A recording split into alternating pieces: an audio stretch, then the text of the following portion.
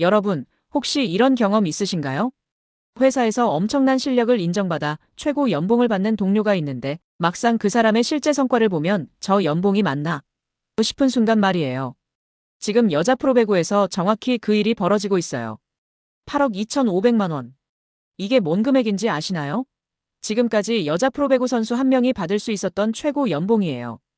연봉 5억 2,500만 원에 옵션 3억 원을 더한 금액이죠. 그런데 이 금액이 2026-2027 시즌부터 5억 4천만 원으로 뚝 떨어져요. 무려 2억 8,500만 원, 거의 3억 원 가까이 삭감되는 거예요. 왜 갑자기? 라는 의문이 드시죠? 그 이유를 알고 나면 여러분도 고개를 끄덕이실 수밖에 없을 거예요. 왜냐하면 이건 단순히 연봉을 깎는다는 이야기가 아니라 한국 여자 배구가 살아남기 위한 절박한 선택이기 때문이에요. 지금부터 그 진실을 하나하나 풀어볼게요. 먼저 숫자로 보는 충격적인 현실부터 이야기해볼까요? 한국배구연맹이 지난 10일 이사회를 열었어요. 그리고 여자부의 큰 변화를 결정했죠. 바로 개인 연봉 상한액 대폭 삭감이에요. 현재 8억 2,500만 원이던 개인 연봉 상한액이 5억 4천만 원으로 낮아져요. 계산해보면 2억 8,500만 원이 줄어드는 거죠. 연봉 부분만 봐도 5억 2,500만 원에서 4억 2천만 원으로, 옵션은 3억 원에서 1억 2천만 원으로 대폭 축소돼요. 그럼 구단 전체 예산도 줄어드나요? 아니에요. 여기가 중요한 포인트예요. 구단 총보수 한도는 30억 원 그대로 유지돼요. 셀러리 캡 21억 원, 옵션 캡 6억 원, 승리수당 3억 원. 이건 변하지 않아요. 무슨 의미냐고요? 한 명의 스타 선수에게 몰아주던 돈을 여러 선수들에게 나눠주겠다는 거예요. 파이의 크기는 그대로인데 나눠 먹는 방식을 바꾸는 거죠. 그런데 말이에요. 자본주의 사회에서 능력에 따라 연봉이 결정되는 건 당연한 거 아닌가요? 왜 갑자기 이런 결정을 내린 걸까요? 이유는 명확해요. 효율. 바로 이 한 단어로 정리돼요. 지금 한국 여자 배구의 현실을 직시해 볼까요? 솔직히 말해서 참담해요. 2012년 런던 올림픽, 2020년 도쿄 올림픽 때를 기억하시나요? 여자 배구가 올림픽 4강 신화를 이뤘던 그 영광스러운 순간들 말이에요. 김연경이라는 절대 에이스가 있었고 우리는 세계 정상급 팀이었어요.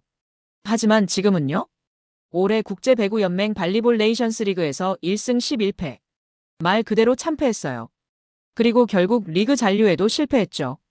FIVB 세계 랭킹은 40위까지 추락했어요. 40위가 어느 정도냐고요? 일본은 세계 5위로 톱10 안에 있어요. 중국은 6위, 태국은 18위, 베트남은 28위, 카자흐스탄은 35위, 대만은 37위예요. 한국보다 모두 높아요. 그러니까 우리가 아시아에서도 중하위권이라는 거예요. 김연경이 국가대표에서 은퇴한 후 한국 여자 배구는 급격히 무너지고 있는 거죠. 국제 무대에서는 이렇게 참담한 성적을 내고 있는데 정작 프로리그 선수들의 연봉은 해마다 치솟았어요. 뭔가 이상하지 않나요? 실력은 떨어지는데 몸값은 올라간다. 이게 말이 되나요? 그리고 결정타가 있었어요. 이름을 들으면 다들 아실 거예요. 이소영, 박정아. 이소영 선수부터 볼까요? 작년 4월 IBK 기업은행과 3년간 보수 총액 7억 원에 계약했어요. 연봉 4억 5천만 원에 옵션 2억 5천만 원이었죠. 7억 원이면 어마어마한 금액이에요. 당연히 구단은 그만한 활약을 기대했겠죠. 하지만 결과는요? 2024-2025 시즌 34경기 99세트에 주로 교체 출전하면서 총 69득점. 이번 시즌엔 고작 2경기 출전에 그쳤어요. 7억 원을 받는 선수의 성적표로는 너무 초라했어요. 결국 거센 비판 속에 이소영은 구단의 계약 해지를 요청했고 어깨 부상으로 수술받은 후 자유신분 선수로 공시됐죠. 박정아 선수도 마찬가지예요. 보수총액 7억 7,500만 원을 받는 선수인데 최근 경기에서 무득점 후 교체되는 굴욕을 당했어요. 먹튀 논란의 중심에 선 거죠.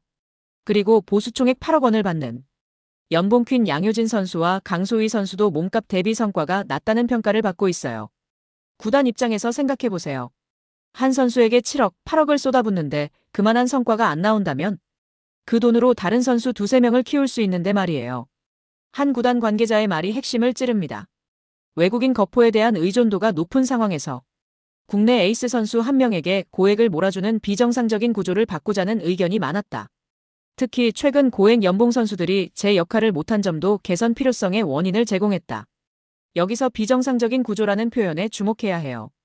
지금 여자 프로배구는 외국인 선수에게 의존하고 국내 스타 한 명에게 거액을 몰아주는 구조예요.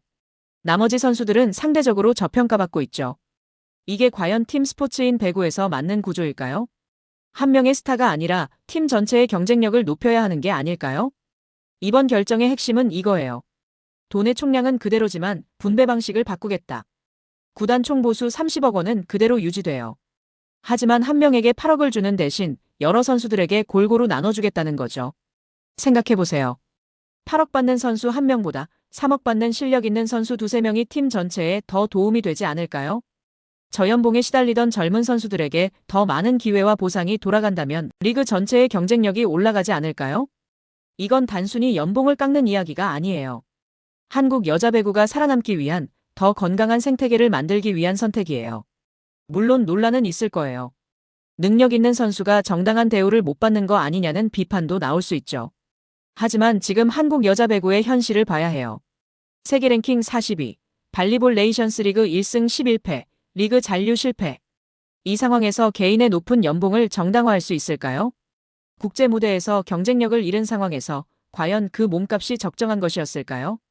결국 이번 결정은 냉정한 현실 인식에서 나온 거예요. 연봉 대비 효율이 낮다는 것, 특정 선수에게 비용이 집중되는 구조가 비효율적이라는 것을 인정한 거죠. 그렇다면 앞으로는 어떻게 될까요? 이번 결정으로 2026-2027 시즌부터 자유계약 선수로 나오는 선수들은 개인 상한액 5억 4천만 원을 넘을 수 없어요. 하지만 기존 계약을 맺은 선수들의 연봉은 그대로 유지돼요. 갑자기 깎는 게 아니라 새로운 계약부터 적용되는 거죠. 그리고 구단 총보수 30억 원은 유지되니까 그 돈이 더 많은 선수들에게 골고루 분배될 거예요. 젊은 선수들에게는 기회가 될 수 있어요. 지금까지 스타 선수 몇 명의 그늘에 가려져 있던 선수들이 더 나은 대우를 받을 수 있게 되는 거죠. 팀 전체의 경쟁력도 올라갈 수 있어요. 한 명의 에이스에 의존하는 게 아니라 여러 선수들이 고르게 성장할 수 있는 환경이 만들어지니까요. 여러분, 스포츠는 결과로 말해야 해요. 아무리 높은 연봉을 받아도 코트 위에서 그만한 활약을 보여주지 못하면 의미가 없어요.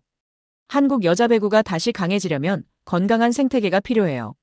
한 명의 스타에 의존하는 게 아니라 팀 전체가 함께 성장하는 구조가 필요하죠. 이번 연봉 상한액 조정은 그런 의미에서 필요한 결정이었어요. 아플 수 있지만 더 나은 미래를 위한 선택이었던 거죠. 물론 앞으로 지켜봐야 할 부분들이 많아요. 이 결정이 정말 리그 전체에 긍정적인 영향을 줄지, 선수들의 동기부여에는 문제가 없을지, 실제로 팀 경쟁력이 올라갈지. 하지만 한 가지는 분명해요. 변화하지 않으면 살아남을 수 없다는 것. 지금의 구조가 문제가 있다면 과감하게 바꿔야 한다는 것. 한국 여자 배구가 다시 한번 도약하기를 바라요. 세계 랭킹 42가 아니라 다시 톱10 안에 드는 그날을 꿈꿔봐요. 그리고 그 과정에서 이번 결정이 작지만 의미 있는 한 걸음이 되기를 바라요. 코트 위에서는 오직 실력으로만 말하는 것. 그게 진정한 프로의 세계니까요. 한국 여자 배구의 새로운 시작 함께 응원해요.